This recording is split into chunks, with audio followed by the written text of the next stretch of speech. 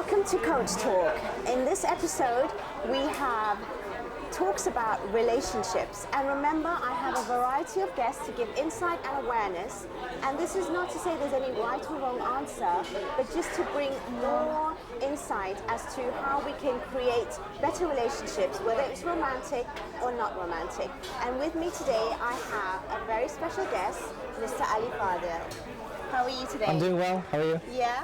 So tell me a little bit about yourself for the audience that don't really know much about you, even though you've had a lot of success, going on in TV. Yeah. So tell me. Yeah, so I've been in media for the last about 15 years. Wow, okay. Yeah, ever since I was 15. And I've just explained my age here, but okay, yes, you're young still. So I've been in media for the last 15 years, mainly within singing and reciting, as well as kind of TV presenting as well. Yep, you're still doing presenting a lot on TV, aren't you? Yeah, I do absolutely. a lot of TV presenting. So I do mixed batch of shows. So I'll do religious shows, I'll do kind of cultural shows. Just depends on the event itself. But yeah, it's been going well. I'm now kind of more focused on family life. Of course. Growing up a family, kind of focusing on work, because when you're young, there's a lot of goals and aspirations, and you want to kind of do a lot of things at the same time because you have that energy. But when you do kind of get married, those kind of wither down into one or two focuses or priorities. I'm kind of getting into the topic without actually. No, but that's brilliant. That's absolutely brilliant. But that's the background. Okay, so as you were just saying, when you get into a marriage, what your focus is a lot more narrow? Yes, okay. 100%. Because when I was young, I grew up in quite a hands-on community.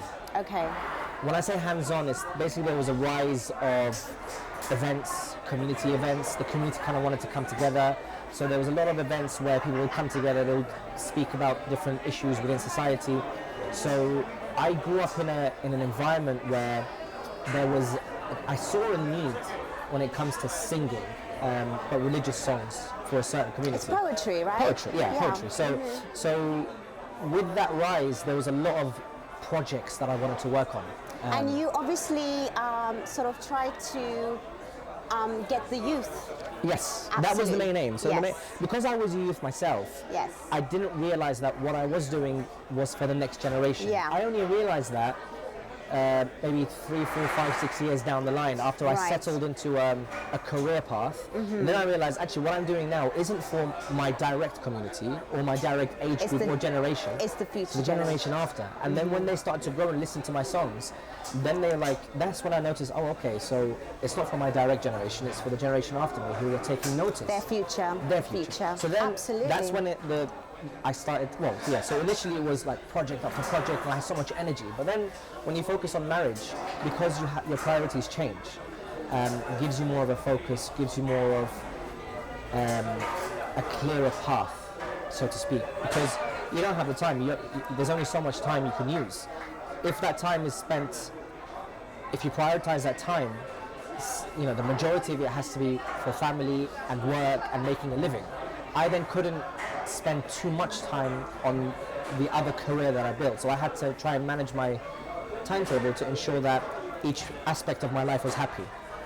But that meant I had to wither down a lot of extra other projects that I wanted to work on, but it would have been nice for me to work on, but it's not something that's life-changing or a priority for me. I understand. And that comes on nicely into us talking about this episode is going to be focused on early marriage. And basically the benefits and the negatives and the things to consider, because there is no wrong and right. No. And what is early marriage? I mean, what is considered early today, to be fair? Because it's not just the age. I think it's to do with the mindset. And the experience is not to do with age. It's about what you've just experienced, full stop. 100%. Doesn't matter about the time. 100%. There are 20-year-olds who are wiser and more experienced. Especially in this generation. Exactly. Than 27, 28-year-olds. Information is wide. Yeah. It just depends on the environment that you grew up in. Yes. So a lot of young kids were thrust into adversity, were thrust into difficulties and trials. They had to pick themselves up. Yeah. And a lot of other youths, they lived a comfortable life, mommy, daddy, university was paid for, everything was so. In terms of their maturity, in terms of their being wise, street-wise, business-wise, just having an idea of what's going on in the world, it was left till late. Not even that, but marriage-related responsibility, accountability, having a focus, sacrifice. Because these kids who, for example, have been spoon-fed their whole life, they don't really want to sacrifice their own well-being for the sake of another person. They become very arrogant, stubborn. Whereas another person who, as I mentioned, who grew up in a world where he has to fight for himself, again, they're much more wiser than a person who was 27, 28, but spoon-fed his whole life. So how do you sort of feel about early marriage? Like, what are the things to consider if someone is going to be thinking about getting married early? And remember, it's different for men and women as well. It is. I mean, the first question is, like, why do you want to get married? Yeah. It just depends. And there are many factors to consider. Yes. The main thing that I wanted to focus on was you as a person. Yeah. Why do you want to get married? That's true. From a religious perspective, people say, it completes their religion or something. It could be a religious reason. It could be. Right? Yeah. Or it could be society. Or just a natural human need for connection. I was going to get to that. I was going to say, or it's just the human nature to connect with someone, offspring, family. At the end of the day, that's what you're looking for. Yeah. Let's not forget, human beings are animals in physicality. But the difference between us and animals is that we have a mind to make decisions ourselves. And choices, right? We have choices. But at the end of the day, we still have that instinct to produce, co-produce, or I forgot the word it was. Reproduce, sorry. Yeah. And that can only come through a family. So the first question is, why do you want to get married? Why do you want to get married? Is it, for example, I know some of my friends, they've had enough of small relationships here and there. They want something long term. They want something long term. They just want to settle themselves. They want to commit to someone. Some people 5-6 years down the line in marriage are like, why the hell do you want to commit to someone? Yes, I hear that. Do you know what I mean? It's like, just don't put yourself in that position. Know. Some people will do that. Some people will say that, right? But then, why do you think they might say that though? Maybe because their marriage isn't what they expected when they first started off. Yeah. Because everyone has this fairy tale thing of marriage. Yeah. Oh, I'm going to get married and we're going to have coffee, we're going to have hot chocolate and cuddle and watch films every night and go to work and then come back and everything's going to be all handy dandy. Yeah. But it's not like that, 100%. There's a lot that you got to consider. So the first question is, why do you want to get married? Once you can answer that, then the second question is, okay, the person that I want to get married to, this is not spouse selection, but what I, because it's not spouse selection, when you do get married, you find that right person, right? When you do get married, you've identified this person is going to be the person I'm going to spend the rest of my life with. Yeah. It could be 6 months, Yeah. it could be 3 years, as in when you get to know the person, however long it is. But you've decided, I want to get married to this person. That's the person for you. There are the do's and don'ts of it. So my number one thing, which I tell anyone who wants to get married and is in the process of getting married, expectations. Yeah. Manage your expectations. Be more realistic. 100%. There are a lot of people that go into marriage. I'm not going to put gender specific. Males or females. We can be here, honestly. Just say it as it is. So some females. Yep. No, actually no. It goes both ways. It does. It 100% goes both ways. I personally don't like that. I went into my marriage 0 expectations. Okay. Because I didn't want to put that burden on the other wife person, or that person, to tell her you have to be in a certain way. The criteria for you to be my wife, for example, is 1, 2, 3, 4, 5. If this is not met, I'm going to be disappointed. So number one is manage expectations, both sides. Going into a marriage, what are your top priorities in a wife or in a husband? What are the top priorities? Make them small, 3 or 4, right? Could be education, could be personality, traits, which is absolutely key, by the way. Absolutely, yeah. The way they see the world. It could be their religion, for example. A couple of priority lists. Don't make it 3 or 4, not a whole list, and not just 0, because you don't want to go into nothing that you have no connection with at all. Exactly, Absolutely. right? Have 3 or 4. When you have those 3 or 4, going into the marriage, 1 year down the line, 2 years down the line, those 3 points are going to be met. Still be there. They're going to be met. If you had a long list, any one of those that haven't been met, what's going to happen? Yeah, obviously you're going to think you're going to be disappointed, right? You're going to be disappointed. But you weren't like. It's a very interesting way of trying to sort of, give people an insight as to how to choose and how to make a decision when you're entering something like this. And it's not just for the young, by the way. No. It's for anyone. Exactly. And people say, it's a lifelong commitment. If my lifelong commitment, I'm constantly worried about them fitting this criteria that I put for them. Yeah. What's the point? Because not one person is going to fit that criteria 100%. So why not wither it down? Why not wither it down to 2 or 3 expectations, small expectations? This is what I expect you to do. Yeah. And by the way, when you're looking, that's why again, this is not a spouse selection show. Doesn't matter, yeah. But when you're looking for that person, you're going to have to look in areas or in people that mostly tick all the boxes. By the way, when I say expectations, I don't mean. When I mean expectations, I mean they've already ticked the necessary boxes. Right.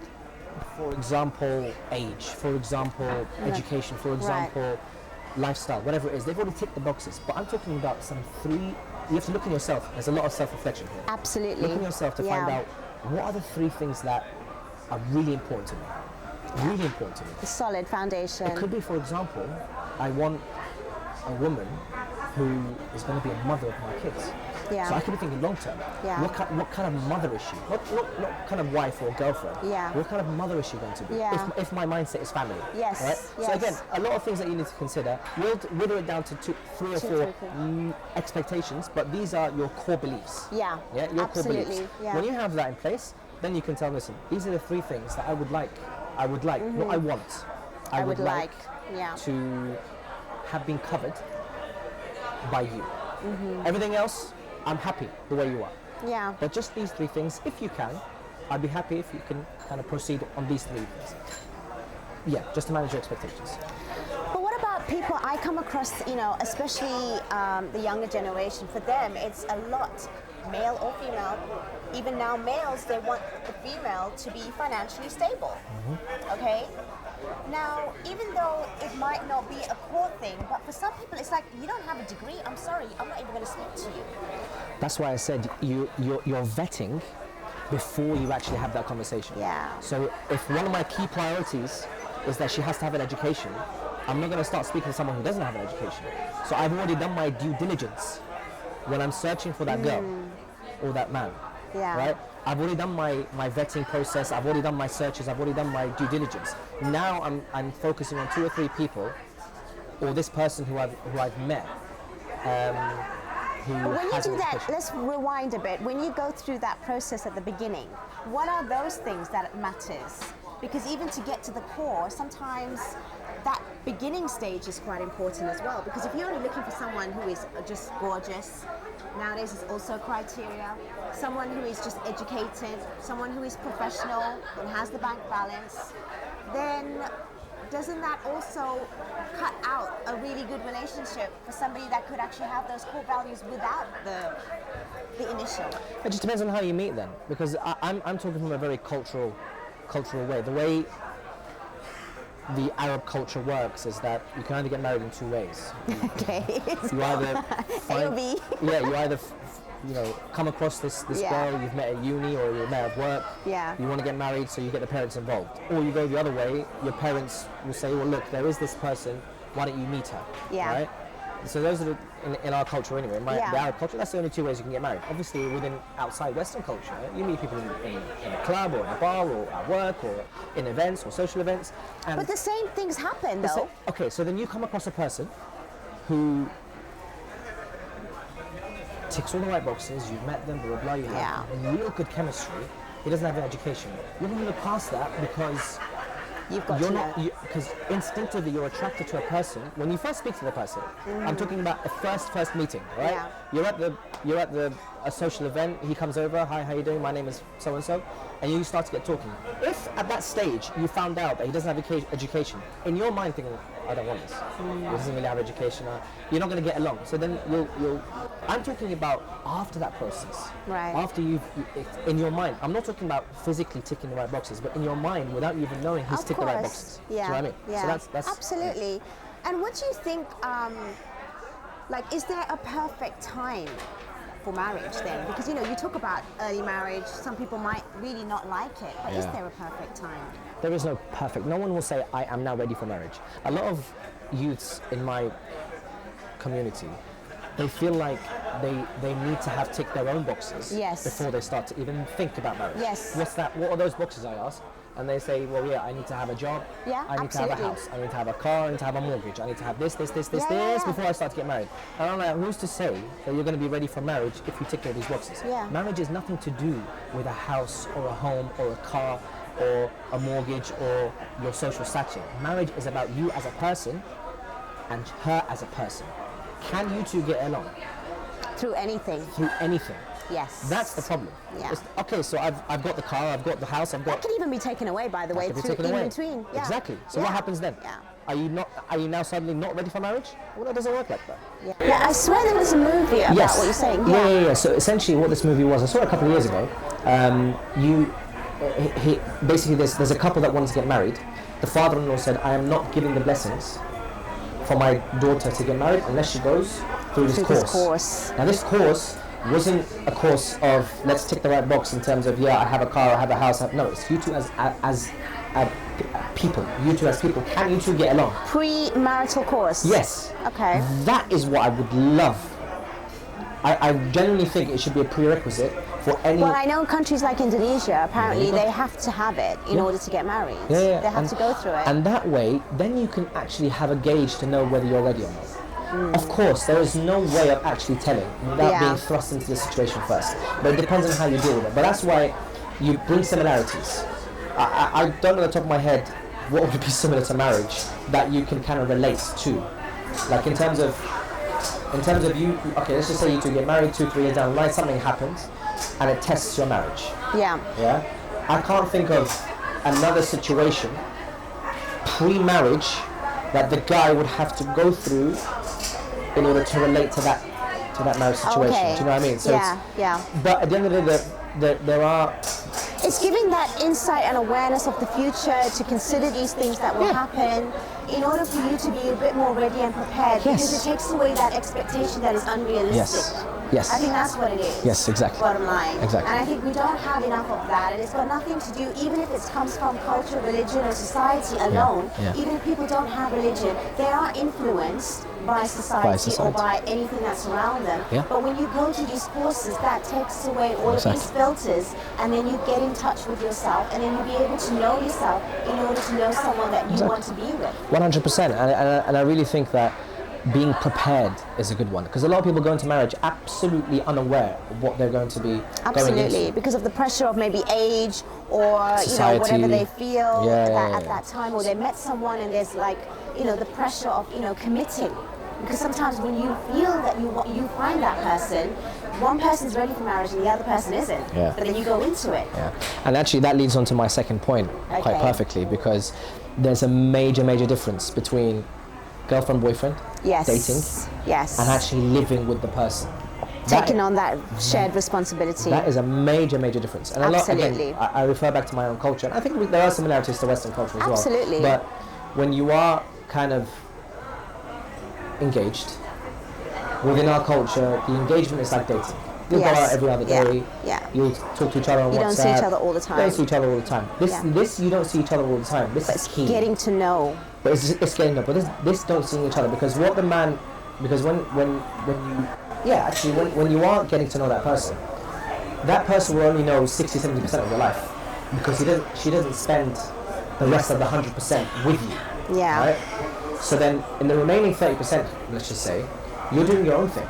So if you're in her face 6, 7, 8 hours at a time, you know in the back of your mind, like, I'm done, I'm gonna go do my own thing now. Okay? That's what dating kind of is. Like, I could do my own thing, but at the same time, you have your own life. There's a half commitment. I have my own life. That's the key here. I have my own life. Right? I can make my own decisions for my own self. The key don'ts of early marriage is that they try to hold on to this, I have my own life. No, you don't. Now you have a shared life. I would like to challenge you on that. So I was just going to... So I do have my own life, but now I can't, for example, 10 o'clock at night... It depends on what your early life was. So if for example, typical guy goes out every night, shisha, whatever it is, goes out every night and just generally has a lot of connections, social connections, just wants to go out, right? When you start to get married, you can't just suddenly leave at 10 o'clock at night. That's a limiting belief, though. But can you, though? I think you can. it depends on that relationship. I like to change the way we look at relationships. People think they need to hold a man and a woman down in order for it to be in a particular way. No, I don't think that works. And that's why I'm trying to highlight in this show that the way in which we look at marriage and relationships need to change. Okay. I really think that, because what you just said right now is a typical way of anyone not wanting to get married because they think that they don't have a life. But if you are in a really successful marriage or commitment, they have to be an individual. Commitment, yeah? So you just said commitment. Again, if I'm committed to one person, I can't suddenly leave every night. At 10 o'clock at night, I'm out. Why Where not? are you going? Why would you? Why not? To go out every single night. No other spouse would be willing to accept that. Not that I know of, anyway. I think, personally, going out every night is not even a realistic assumption, because even as a single person, you won't. Okay? Okay. That's what I'm trying to say. Okay. That makes sense. So we do generalize a lot. Okay, that makes sense. Yeah. We do not go out every night, but we have the freedom that if we choose even last minute, and if we want to go out with our friends, we can do that. Yeah. And that's the thing with marriages nowadays. There is a restriction saying that your single life shouldn't be the same as your married life. And at the beginning, it might be accepted. Over time, that restriction still stays there. But I think the problem with marriages now is because we are not being our own individual self when we should be. Maybe. Because of the insecurities and the assumptions and all of the things that is in the individual themselves, and they put it on someone else. Okay. You can't go out. So what you're saying you is have to be checked. Okay, so what you're saying so what you're saying is I have to carry, or not have to, but it would be ideal if I can carry my single life into my marriage life. Why not? I think it's really important to do that, because that's why when things break, you lose your identity. Okay, so what if me being a single person, I make the decisions for my own self? Are we talking holistically here, or are we talking about specific? It depends on anything. It could be anything. Yeah. So if we're thinking holistically, and I go into a marriage, and then I decide, for example, I want to invest in this. I have my own money. You're talking about single life, right? I have my own money. Yeah. This is now not shared money. This is what you're saying. But that's the thing, though. In married life, you should really also have your own. Not everything should be shared. I have a different viewpoint on that, because I think it's really important to have, being as a partner, but also having your own individual money, your own career, your own way of living, and making decisions that, yes, you could consider the other person, but the other person has things that they will consider with you. So how would the other person feel if you didn't consider them? Obviously, there is certain elements that you have to consider, and it has an impact. For example, if you're sharing a house and you're sharing income and whatever it may be, then you have to ask. But if you are living as a person to say that, I have my money and I have something saved and this is what I want to do because I just want to do it, what's wrong with that? That person loves you, respects you, and you have friendship and you're happy for them. I guess it comes then to the spouse's genuine respect for that person. Exactly. Respect for and their intelligence. And to love someone is to also let them go. 100%.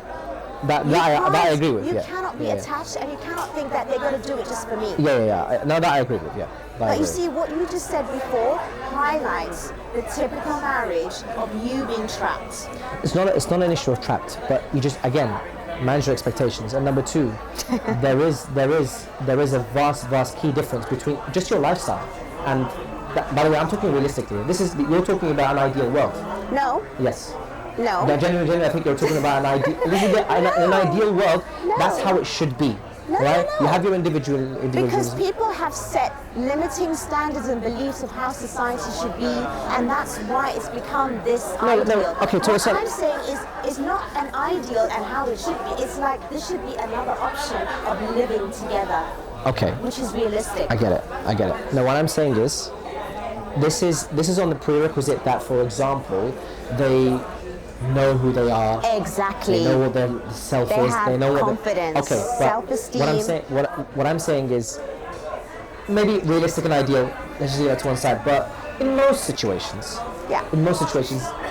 guys don't really know what they want going into a marriage, but they just feel like they need to commit because. I don't know what the reasons are for the commit. Yeah. But going into it, a lot of guys feel like, oh, sugar. I like my single lifestyle better than this.